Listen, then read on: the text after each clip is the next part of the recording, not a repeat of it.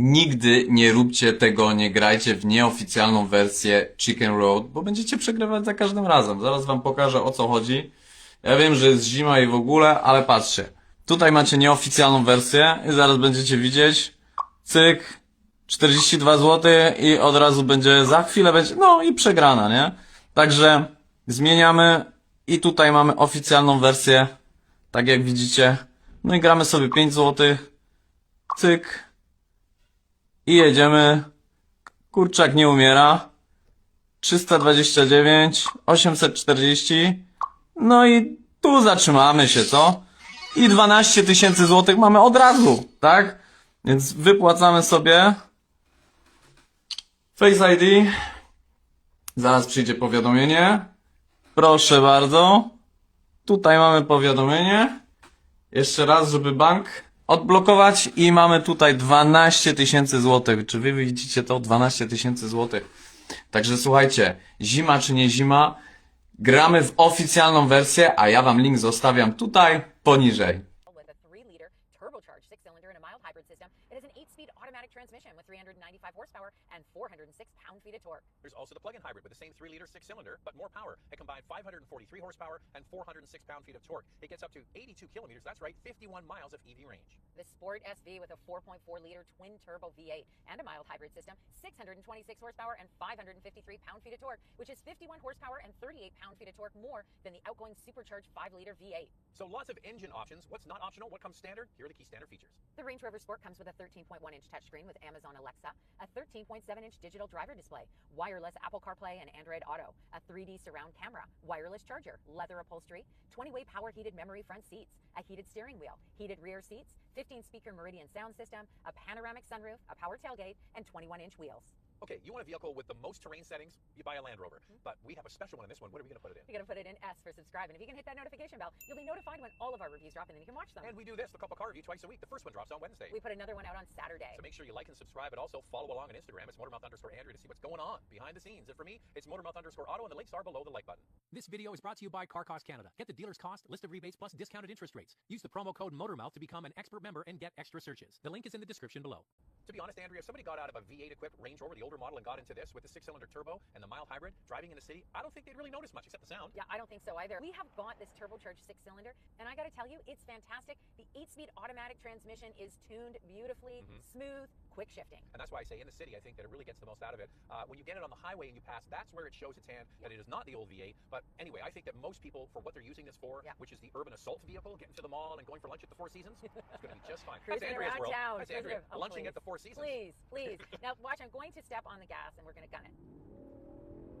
Still really good. Still Very really good. I could live with this, Andrea. Yeah, you know me what? I think that the more I get to drive these new Range Rover, Land Rover products, the more I've really come to fall for the brand. I fall for everything except the reliability, which is coming up in our hot topic. But for everyday driving, because it comes standard with air suspension, what do you think of it? Yeah, I think it's great. I mean, it has that dynamic feel to it. The pitch and roll is amazing on this thing. It takes corners with ease. Now, because of the higher seating position, that commanding seating position, at the same time, it kind of has a bit of a floaty feel to it. It's really great in the city. Like, it is, I can totally understand why people love these things, because you're cruising down to your big corner office job to pay for this thing, and you're going over potholes and broken road, and it just is so comfortable. The seats are amazing. It soaks it all up. You put it in a dynamic setting. You can have a lot of fun with it. The engine is willing. The transmission does a great job. They have done an amazing job with this latest batch of Range Rovers. Yeah, they have. And this also comes standard with a low-speed cruise control. You don't even need to touch the pedal at lower speeds. And then, of course, there is the special SV model, which is the most powerful, fastest Range Rover Sport ever built. So SV now replaces SVR. That's right. Okay.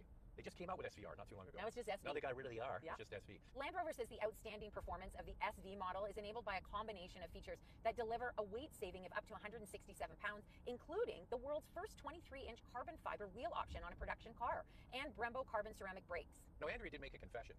She did? went downtown shopping in this car with this matte paint, and she said, I felt really rich. Oh my It looks, and plus it's brand new, and everybody's looking at it. Oh my God, everybody is looking at it. I was parking, they were looking at it. I'm driving, they're looking at it. They're looking in the window. Are you sure they weren't checking out Drea No, from the Motormouth YouTube channel? I'm telling you, they were looking at this Range Rover Sport. It's hot. It has such a great road presence. I mean, it's a tough one to beat. It's muscular, it's sexy, it's sleek, it's sporty, all rolled into one. But what about the car, Andrea? You're talking about me. Oh my God. All right, now, would you go for Okay. this? You didn't deny it. Would you go for this matte paint? I love it for a week. I'm not sure I would order it this way. I kind of like it. I think it's super cool. I hear that if anything ever happens to it, matching it after the fact, like painting a fender or something, is kind of tricky. But anyway, if you're in the auto repair business, auto body repair, please chime in. We'd like to know if it's kind of hard to match it. But they've really done a nice job, I think, now of differentiating this Sport from the full-size Range Rover, especially at the back. They've got the single light bar. With the full-size Range Rover, it kind of has the little mustache at each corner. This one just goes straight across. It's looking more like the Velar now. This gets 8.5 inches to 11 inches of ground clearance. It can wade in 35.4 inches of water. Comes standard with LED headlights, LED taillights, rear fog lights, 21-inch wheels, and a temporary spare tire. We've got some extra features on this test model. In fact, $23,000 Canadian in extra features. They include... That's nothing. That's a rounding error. For a Range Rover, it kind of is. This gets the front fog lights, a gesture-controlled power tailgate, the red brake calipers, and a black roof. So this comes standard with an air suspension. You want air suspension in a Cayenne, that's extra. You want air suspension in a GLE, that's extra. That's one of the things, is this isn't inexpensive, but it does come arguably with more power, more equipment than some of those vehicles. As we can expect from Land Rover, this Range Rover Sport model has a beautiful interior design. It's comfortable. You've got these 20-way power seats that come standard, a 13.1-inch touchscreen, which is actually quite intuitive to use. We haven't had any issues with it. I paired my phone right away, set up wireless Android Auto with ease. So I actually really like this system a lot. There are complaints that there have been some glitchiness wait a second. with it, Wait a but second. it's been pretty good, except... I just want to say they're having complaints about this system because this week we also have the Defender with the V8 engine, and Andrea has had nothing but problems trying to connect her phone. So it should be the same system, and that one's buggy, and this one's working well. Yeah, so this one is working really well. And so, of course, when I got into the Defender, I was thinking it's going to be so easy. Oh, no, it took quite a while to connect wireless Android Auto to it, and it was like this hallelujah moment when it did, because then it started working properly. But the screen did freeze on me. All right, what you have, though, is a very clean design in here. Beautiful materials. So you've got cloth in the middle of the door here. I kind of like that.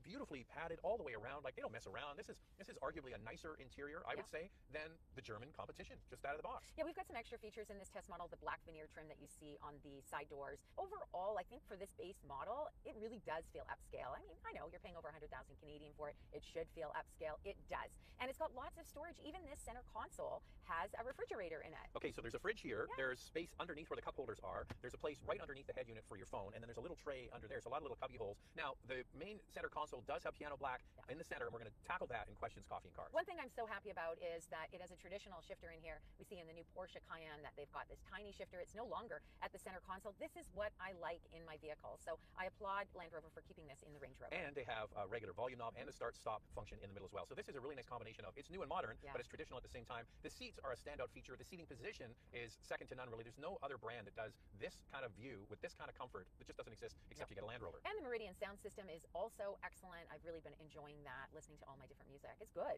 Other a la carte items that you can add to this trim include an 11.4-inch rear entertainment system, a head-up display, as well as different exterior and interior packages. This is also a nice sized vehicle as well. You get in the back seat, there is plenty of legroom, same comfortable seats, and plenty of headroom as well. How does it stack up? Comparing the Range Rover Sport to the BMW X5 and Mercedes-Benz GLE, this Sport has 40.3 inches of front row legroom, which is about the same as these competitors. Second row legroom at 37.8 inches is a little more than the X5, but 3 inches less than the GLE. And there is a difference between the full-size Range Rover and the Range Rover Sport. Here's a shot of the full-size Range Rover, and it has the clamshell design for the rear hatch. So you get a little tailgate. This has just the proper liftgate, which some might prefer. Also, because it has air suspension, you can raise and lower the cargo area to make it easier to load things in and out. Overall cargo capacity at 53 cubic feet, and space behind the second row at 32 cubic feet is smaller than both the X5 and the GLE. All right, we're going to touch on this shiny hard plastic. Time now for Questions, Coffee, and Cars. Your questions from Instagram. Did I miss something? No ventilated front and rear seats at this price point? You're right, the base model does not come standard with ventilated front seats or ventilated rear seats. They'll sell it to you. Yep. It's just optional. You can add it as an a la carte item You if can you add want. all kinds of things. Or you could go up one from the base model, and that's where it's included. Is that piano black, or is it just my imagination? Why do car manufacturers keep using piano black finishes? I think because it photographs really well and it looks good when it's clean. So I'm okay with it on the door cards here. Steering wheel? A little bit on the steering wheel. That's got the haptic feedback. Yeah. But this here, you know what I'd love for a manufacturer to do? I get to see it. Instead of having the shiny hard plastic, continue this vinyl or leather. That would look super premium. Do you know who does something like that? Acura RDX has that Yes, in true. the interior. Yeah, and it does look really good, and it holds up really well. Oh, before we go on, Yeah. people are saying we don't actually have coffee in here. Okay, I just want to show you. I do too. Let the camera, I look at do that. too. See the stain? It's already spilled a little bit, and on my jeans. Yeah, So it- yeah, there's. Wait, I'll do you one better. We're really drinking coffee See, here. people say, "Oh, you don't drink coffee." there we go. You don't drink coffee. It's like the cups are empty. That is nonsense. That is. Oh, wait a second. We're gonna do it British style. Ready? Because we're gonna British cough. Okay. That's rubbish. Complete rubbish.